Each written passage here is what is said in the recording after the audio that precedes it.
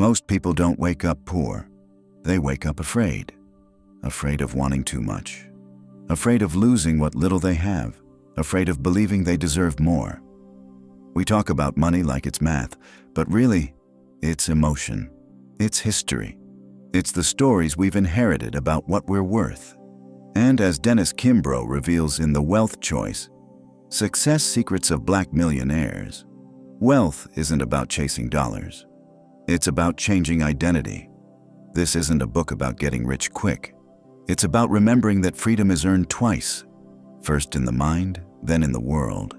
By the end of this video, you might not just see money differently. You might see yourself differently. So take a breath, and let's step into the choice that changes everything. Chapter 1. Decision. Resolve now that you will not be poor. There's a moment in every person's life when the excuses just stop working. When you look at your reflection and realize, no one's coming. No miracle, no rescue. Just you and the choices you make from here on out. That moment? That's where wealth begins. Not in a paycheck, not in a stock portfolio, but in the quiet, invisible decision that says, I will not live like this anymore. Dennis Kimbro calls it the turning point. The split second when an ordinary life starts to shift toward extraordinary. Not because of luck, but because of resolve. See, poverty isn't just about the balance in your bank account. It's a mindset, a quiet agreement to settle for less than you're capable of. And the problem is, we sign that agreement without even realizing it. We call it being realistic. We call it doing what we can. But behind those words often hides fear. The kind that whispers, what if you fail? What if you lose everything? And so, we stay small. But here's the truth. Every millionaire, every person who broke out of generational limits had to make one decision before any dollar ever showed up. They had to reject the comfort of average. It's not dramatic, it's not loud. Sometimes it's just one night at 2 a.m., sitting in silence thinking, I'm done being afraid of wanting more. That's how the journey starts. When Kimbro studied hundreds of black millionaires across America, from business owners to artists, he noticed something they all shared. It wasn't education. It wasn't background. It was that decision. That spiritual line in the sand where they said, no more excuses, because you can't become wealthy while secretly believing you don't deserve to be. And here's the thing. Many of us have inherited beliefs that poverty is somehow noble, or that ambition is greed. But wealth, when done right, is simply freedom. Freedom to choose how you spend your time. Freedom to give. Freedom to say no when life tries to control you. Still, most people don't decide. They drift. They tell themselves they'll save when they earn more. They'll invest when things settle down. But those moments never come, because indecision is a decision, and the cost of indecision is always paid in regret. The people Kimbro spoke to, they weren't waiting for perfect timing. They created it. They didn't just want money, they wanted mastery. Mastery over themselves, over their emotions, over the small daily habits that most people ignore. One of them said something beautiful. I stopped blaming the system and started building my own. That's not arrogance, that's agency. But here's the part most folks miss. Deciding not to be poor isn't just about grinding harder or waking up at 5 a.m. It's about changing your identity, the way you see yourself when no one's watching. You start catching yourself in small moments, like when you call something too expensive. Instead of saying that, you start asking, how can I afford it? You stop saying, I'm bad with money, and start saying, I'm learning to manage it. Language becomes your first investment. You stop dressing like survival and start moving like purpose. And little by little, the world responds differently. That's the law of resolve. When you truly decide, not wish, not hope, but decide, life begins rearranging itself around your decision. People show up, ideas surface, opportunities that were invisible suddenly start blinking at you like green lights. But you have to be ready to see them. You have to be willing to leave behind the version of you that played small. And let's be honest, that's scary. Because success doesn't just require effort. It requires loss. You'll lose comfort. You'll lose approval. You'll lose the version of yourself that everyone else understood. But that's the price of freedom.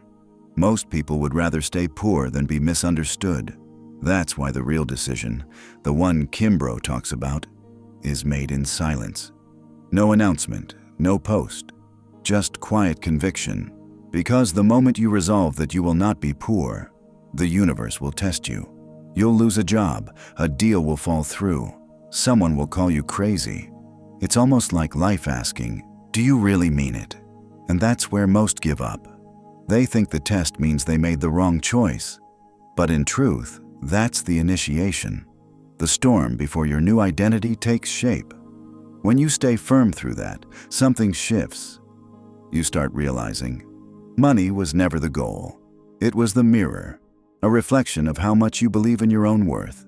Because here's the quiet irony, people don't get rich because they chase money. They get rich because they stop tolerating poverty, in their thoughts, in their habits, in their self-talk. That's the real wealth decision. The day you stop renting your life to fear, and finally buy your freedom back. Pause for a second and feel that. Because once that decision is made, truly made, nothing ever feels the same again. That's where the wealth choice begins. And if you listen closely, you might realize that decision isn't about becoming a millionaire. It's about becoming whole. Chapter 2. The haves and the have-nots. The difference that makes the difference. Some people look at wealth and see luck. Others see leverage. But the truly wise, they see patterns. And once you see those patterns, you can't unsee them. Dennis Kimbro spent years studying the difference between those who build wealth and those who just talk about it. And here's what he found. It's rarely about intelligence. It's about interpretation. Two people can live the same life, face the same struggles, and one walks away with excuses, the other with lessons. That's the real divide between the haves and the have-nots. Not access, not education, not even opportunity. It's mindset, multiplied by repetition. You ever notice how some folks can take a loss and somehow still move with calm confidence? They don't spiral. They just adjust. While others, one small setback and it's a full emotional earthquake. The same event, two completely different meanings. That's where wealth begins, in how you interpret pain. The haves use pain as data. The have-nots use it as proof. Proof that the world's unfair. Proof that success isn't for people like them. But here's the uncomfortable truth. The system may not be fair, but your response is still your power. And that power compounds, just like money. Kimbro met people who came from nothing, no safety net, no investors, no fancy degree. Yet they walked into every room like they belonged there, because they'd already decided, I don't need permission to rise. You can't measure that kind of conviction in a spreadsheet, but you can feel it. It's in the way someone carries themselves, the calmness in their tone when chaos hits. That energy, that quiet belief, is currency. And then there's another pattern. The long view. The haves think in decades, the have-nots think in days. You can feel it in how they make choices. The have-nots buy symbols of wealth. The haves buy systems that build wealth. One buys the car. The other buys the stock that makes the car. One posts the success story. The other funds it. It's not arrogance. It's awareness. They know wealth doesn't come from what you show the world. It comes from what you quietly grow when no one's watching. But here's the trickiest part. That long-term mindset feels lonely at first because it doesn't get applause. No one claps when you choose to invest instead of spend. No one celebrates when you skip that luxury trip to pay off debt. The world cheers consumption, not discipline. That's why the difference that makes the difference isn't just financial. It's emotional endurance. The wealthy understand delayed gratification. The broke understand emotional relief. And those two decisions, made over and over, create entirely different destinies. You've probably seen it. Someone wins a small amount of money, gets a big raise, or lands a huge contract. And within months, they're right back where they started. Because money only amplifies who you already are. If you lack structure, it multiplies chaos. If you have discipline, it multiplies peace. The haves don't just make more, they manage differently. They see every dollar as an employee, a worker that should produce value, not entertainment. The have-nots? They treat money like a guest, temporary, exciting, and gone too soon. Kimbro once asked a millionaire what changed his life most. The man said, "I stopped treating money emotionally. It doesn't care if I'm happy or sad. It only responds to what I do." That's the quiet difference. The rich aren't necessarily smarter. They're just calmer. They've learned to pause between emotion and reaction. They've trained themselves to let wisdom speak louder than impulse. And yet, this isn't just about logic. It's about self-respect. Because when you respect your effort, you stop wasting its reward. There's a subtle arrogance in being careless with money. It says, "I don't believe my work is worth protecting." The wealthy, on the other hand, protect their money like it's sacred, because it represents time, sweat, and decisions that can't be replaced. The truth is, most people know what to do. Save, invest, live below your means, but they don't feel why they should. That's the missing link. The haves connect emotion to discipline. The have-nots connect emotion to escape. One says, "I'm building for peace." The other says, "I deserve this." And look, both make sense.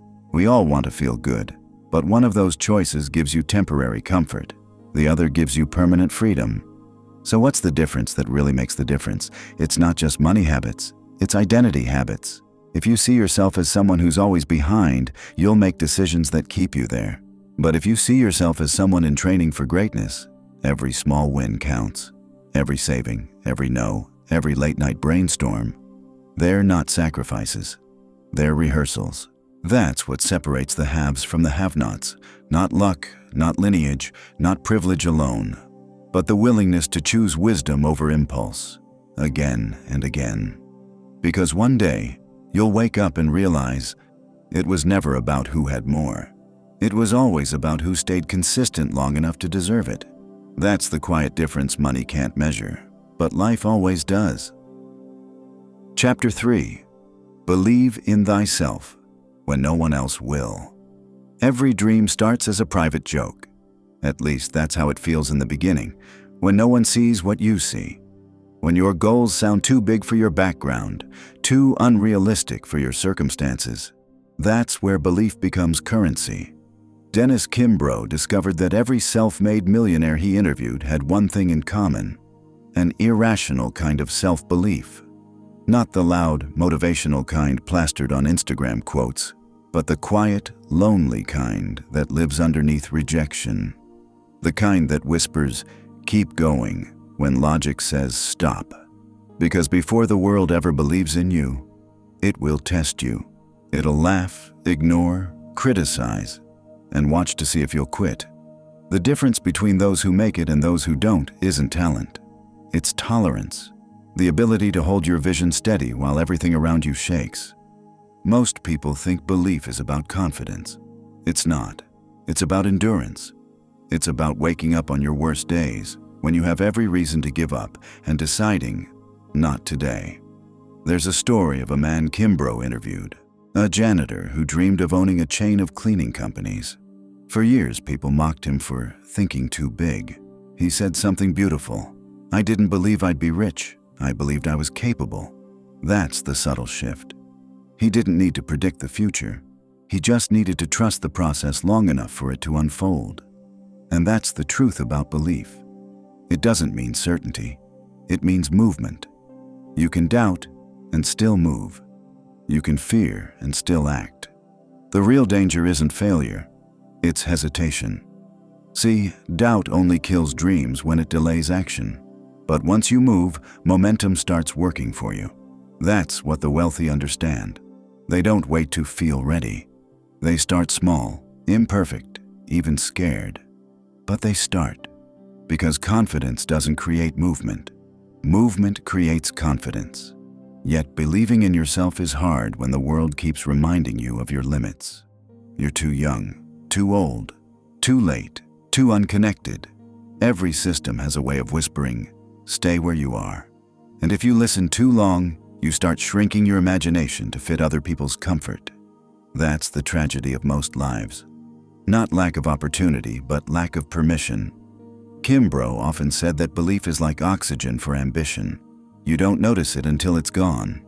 Without belief, you stop trying before you even begin. But here's the thing. Belief doesn't come from pep talks. It comes from proof. Small wins that remind you, maybe I can. Finishing that course. Saving that first $1,000. Saying no to an unnecessary expense. Each small victory rewires your brain from doubt to discipline, and slowly, your identity shifts. You stop seeing yourself as someone trying and start seeing yourself as someone becoming. That's when people start noticing, but by then, you don't need their validation anymore. The irony?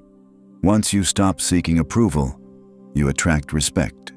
Because belief has a vibration, calm, grounded, unbothered. It doesn't argue. It doesn't brag. It simply moves. There's this silent moment every creator, entrepreneur, or dreamer knows. The moment right before breakthrough. It doesn't feel like victory. It feels like emptiness. Like you've been climbing forever, and the mountain keeps adding new peaks. That's where 99% quit. But the 1%, they take one more step, not because they're fearless, but because they've already been through worse. Every millionaire Kimbro met had been counted out at least once. Some were fired, some went bankrupt, some lost friends, family, peace, but every one of them turned pain into purpose. Because believing in yourself isn't about ignoring fear. It's about learning to walk with it, hand in hand, until fear realizes it can't control you anymore. And here's the quiet paradox. When no one believes in you, it's actually a gift. It's clean air, no noise, no opinions. Just your truth and your test. That silence becomes your training ground, where you build resilience in private before you shine in public. That's why the richest people rarely talk about their early years. Not because they're hiding pain, but because no one would have believed those years mattered. But they did. Every late night, every rejection, every no, each one built muscle, the kind that money can't buy. You know you've grown when someone doubts you, and it doesn't sting anymore. You just smile. Because you remember when their disbelief used to scare you. Now it fuels you. That's the shift. The moment you stop needing external validation, you become unstoppable. Because the game changes once you realize you were never waiting for others to believe in you. You were waiting for yourself. So, believe quietly, work relentlessly, and trust that someday, the same people who doubted your dream will ask how you did it. But by then, you'll be too busy living it to explain. Chapter 4. To Thine Own Self. Be true. Find your unique gifts. Most people spend their entire lives trying to fit into a system designed to erase what makes them different. They chase other people's dreams, mimic other people's voices, and wonder why success feels so exhausting. But real wealth, the kind that lasts, is born from authenticity. Dennis Kimbro calls it alignment. When who you are matches what you do, that's when work stops feeling like struggle and starts feeling like rhythm. Every black millionaire he studied had one defining trait. They had found their lane, their thing, that strange mix of skill, obsession, and purpose that made them impossible to imitate. They weren't trying to outdo anyone. They were just doubling down on what made them them. It sounds simple, right? But most people never get there, because the world teaches us to conform before it teaches us to listen. You're told to be practical, get the job, follow the path. But here's the problem. If the path doesn't fit your wiring, no amount of discipline will make it fulfilling. You'll just become efficient at misery. Kimbro met a woman who built a multi-million-dollar beauty brand from her kitchen. She said something powerful. I stopped chasing trends the day I realized my difference was my brand. She didn't invent beauty. She just told her truth through it, unapologetically. That's what this chapter is really about. Permission. Permission to be honest with yourself about what you're good at and what you're not. Because pretending to be someone else is the fastest route to burnout. You can fake motivation for a while, but you can't fake alignment. Think about it.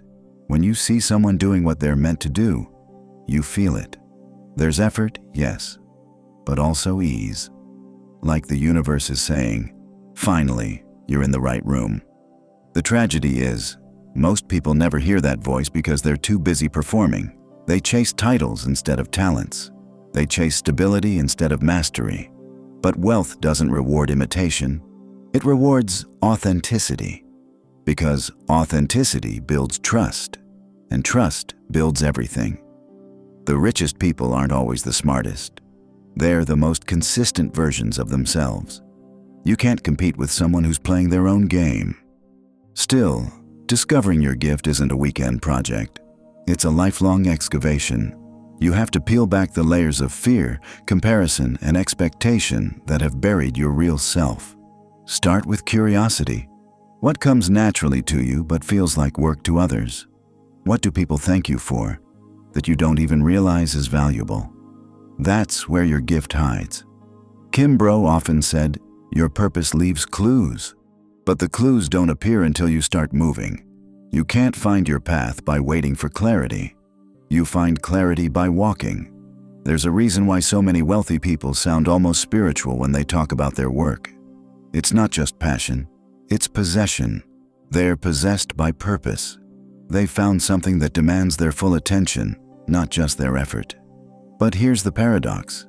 Your gift won't always look glamorous at first. Sometimes it's small, ordinary, overlooked.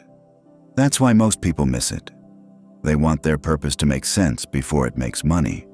But purpose rarely comes dressed in recognition. It comes disguised as persistence. A young man Kimbro wrote about started fixing shoes out of his garage. No one saw it as a business, but he had an eye for detail, a kind of quiet pride in restoring what others threw away. That tiny skill became a full-scale luxury shoe restoration brand. He didn't need to create something new. He just honored what was already in his hands. That's the secret most overlook. Success isn't about finding something big. It's about doing something true. Because when you move from authenticity, you attract opportunities that feel tailor-made for you. And that's when life stops feeling like a grind and starts feeling like flow. But being true to yourself requires courage. Because once you choose your real path, you'll lose the comfort of blending in. People might not get it. They'll question your choices, doubt your direction. That's fine. They're reacting to their own fear, not your future. Staying authentic isn't about rebellion. It's about peace. When you finally stop pretending, you don't need validation anymore. You move quieter, but deeper. And here's the irony. The moment you stop trying to be someone else, the world finally starts noticing you. Because authenticity is magnetic. In a world full of copies, the real ones always shine. So find your lane and protect it. It's not selfish, it's sacred. Because once you live from your truth, your work becomes more than income. It becomes impact.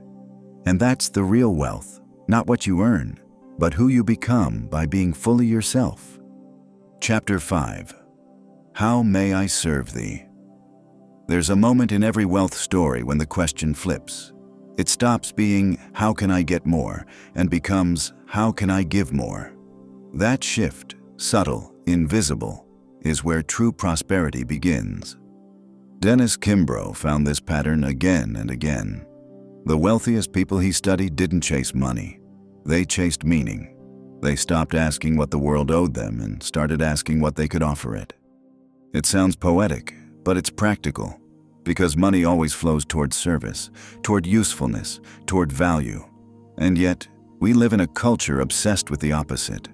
Attention.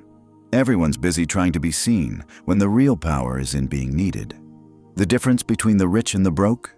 The rich solve problems. The broke seek validation. The broke ask, Who's watching me? The rich ask. Who am I helping? It's funny. We call it the service economy, but few people actually serve. They sell, promote, perform. But service, real service, is different. It's not a transaction, it's transformation. And here's the twist.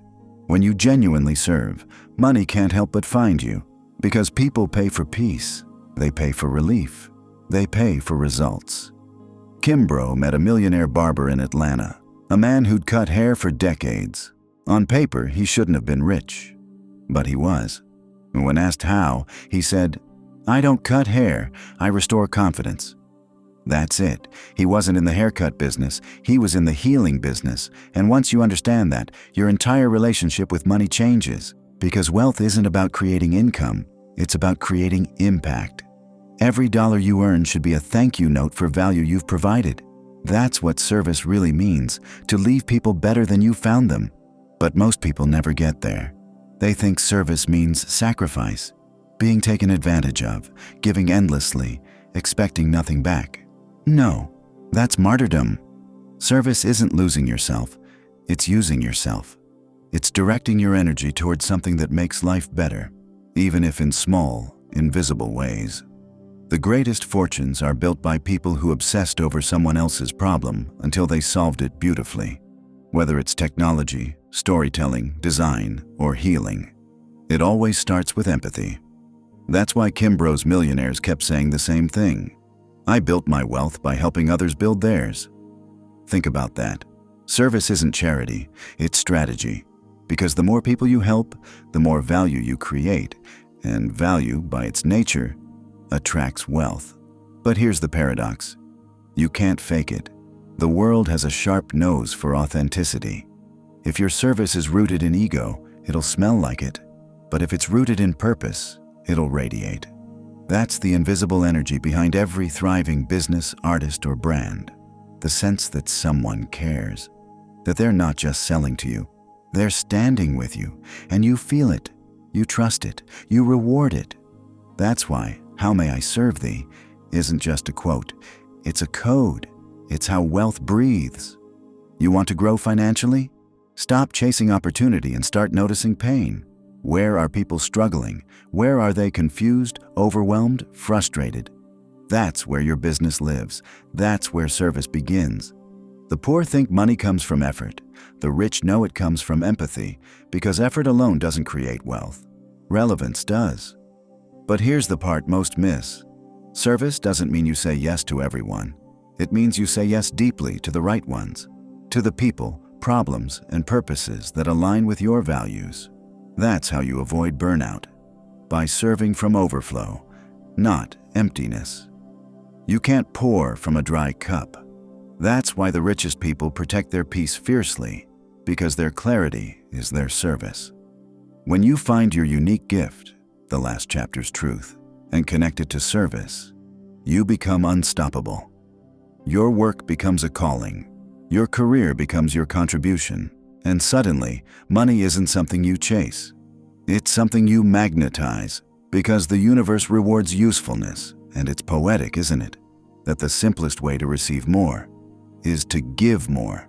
Not through guilt, not through performance, but through genuine care. So ask yourself, who needs what I already have?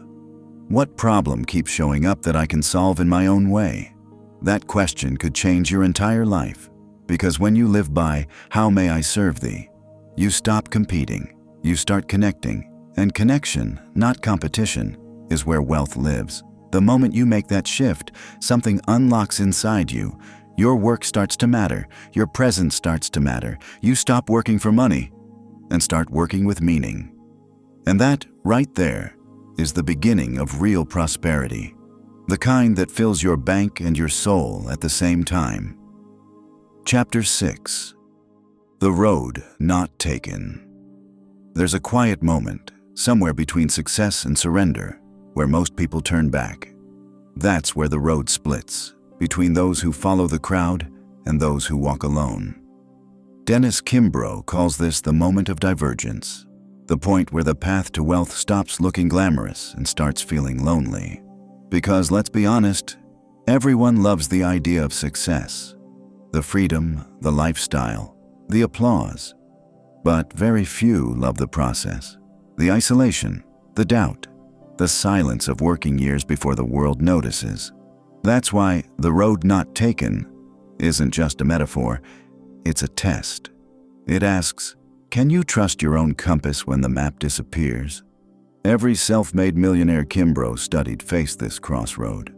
The moment when everything familiar said, stop here. But something deeper, quieter, said, keep going.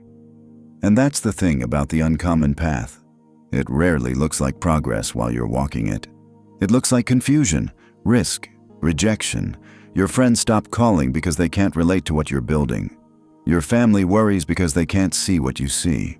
And you start questioning your sanity for believing this much in something no one else understands. That's the price of the road less traveled. Solitude. But it's also the soil of transformation. Because when you walk your own path, you stop competing. You stop comparing. You start hearing your own rhythm again. The one drowned out by noise, fear, and other people's timelines. One entrepreneur Kimbro interviewed said it best, I had to get lost to find direction. That sounds counterintuitive, but it's true. You can't discover what's uniquely yours by walking where everyone else already has. And yet, the pull to conform is strong. Because conformity feels safe, it gives you community. Even if that community is stuck. The path of purpose, on the other hand, gives you clarity, but often costs you company. Here's the paradox of wealth. You have to outgrow your environment before your environment rewards you. And that growth, it's rarely comfortable. It's awkward. It's lonely. It's full of nights when you question if it's even worth it. But that's where the magic hides. In the persistence, no one applauds. The wealthiest people don't just tolerate discomfort, they train in it. They understand that uncertainty isn't punishment, it's preparation. Because every risk teaches resilience. Every detour sharpens discernment. The road not taken doesn't mean reckless rebellion. It means faithful individuality. It means choosing integrity over imitation, purpose over popularity. But it also means sacrifice. You'll lose people who loved the old you, the version who stayed small to fit their expectations. You'll miss opportunities that would have paid quick but cost your peace. And yet, what you gain is something no paycheck can buy: self-trust. That's the foundation of real wealth. Because money without self-trust will always lead to self-doubt. But once you've learned to rely on your own judgment, everything changes. You stop needing guarantees. You stop waiting for signs. You move because you trust your direction, even when it's dark. That's what separates the dreamers from the builders. The dreamers wait for validation. The builders act on conviction. Kimbro met countless people who had every reason to quit. They'd lost homes, jobs, friends, yet they kept walking. And here's the wild part. The breakthrough never came when they were desperate for it. It came when they'd made peace with uncertainty. When they said, even if it doesn't work out the way I planned, I'm still becoming the kind of person who tries. That's the real road less traveled. The one built on faith in yourself, not comfort from others. Because wealth isn't about choosing easy paths. It's about choosing the right ones, even when they're hard. Every detour, every delay, every failure, they're not dead ends. They're recalculations. And the longer you walk that unseen road, the more you realize. The journey was the reward. You stop chasing there and start appreciating here. Because the road not taken doesn't just make you richer. It makes you real. You stop needing applause because your peace becomes proof.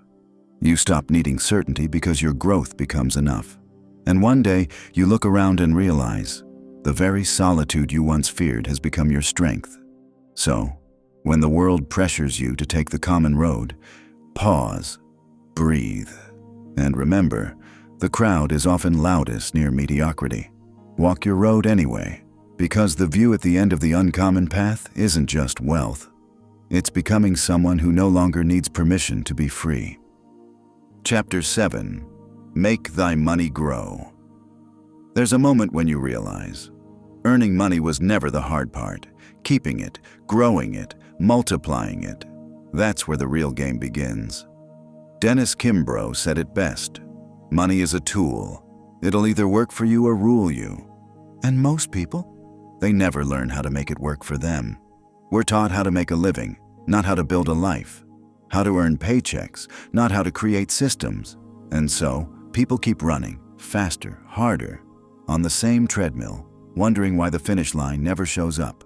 Because wealth isn't speed, it's structure. Every millionaire Kimbro interviewed had one quiet secret. They made money move. They didn't just spend what they earned.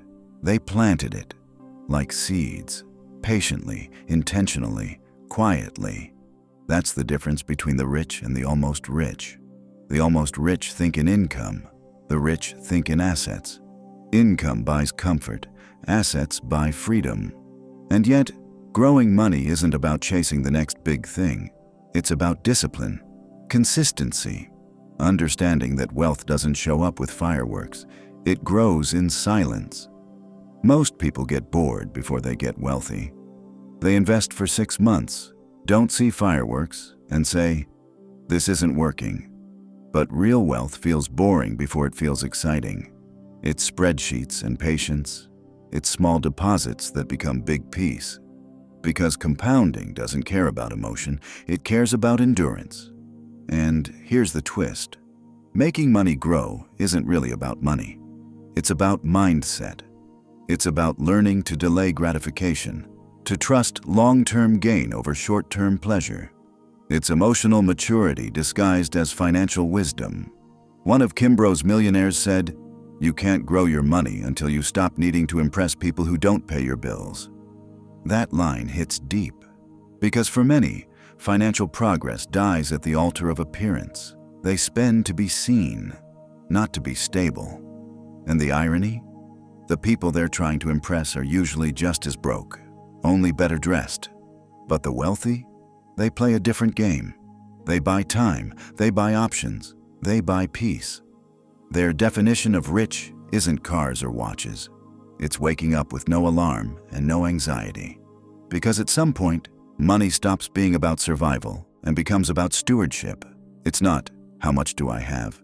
But, how well am I managing what I have? And that's where the true art of wealth begins, making your money grow while you sleep. It's a quiet, patient art, built on habits, not hype. Automatic investments, consistent saving, smart risk, not reckless gambling. The rich don't chase trends. They build foundations. They understand that time is the ultimate multiplier. You can lose money and make it back. But once you lose time, it's gone. So they make time serve them. They let compounding do what emotion can't. Stay consistent. You'll rarely see a wealthy person bragging about getting rich quick. They're too busy getting rich forever. But Kimbro noticed something else too. Every one of them gave back. They didn't just make their money grow in banks or portfolios. They made it grow in people, in communities, in ideas bigger than themselves. Because hoarding money shrinks it, circulating it expands it. The wealthiest people know money is energy.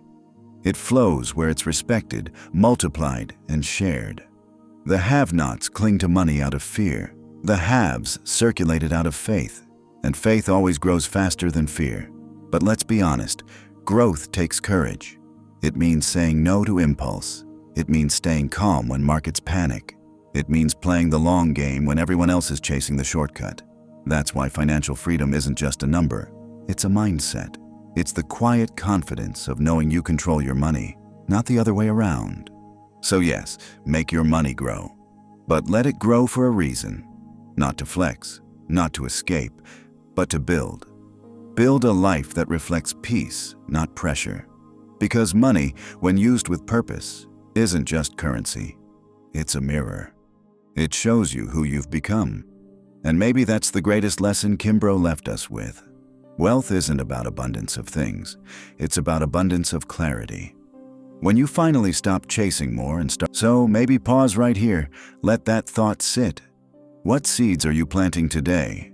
With your time, your money, your choices? Because 5 years from now, Those seeds will be your life. And if this summary made you stop, even for a second, hit that like. It's our little way of saying truth still matters. Drop a comment. What does wealth really mean to you now? And if you believe money should create peace, not pressure, subscribe to BOOKZEAL. We're learning how together.